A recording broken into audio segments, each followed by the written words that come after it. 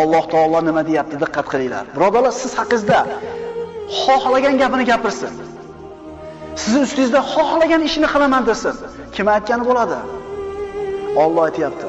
Shak shubhasiz biz ular sizni masxara qilib aytayotgan so'zlaridan dilingiz siqilishini bilurmiz.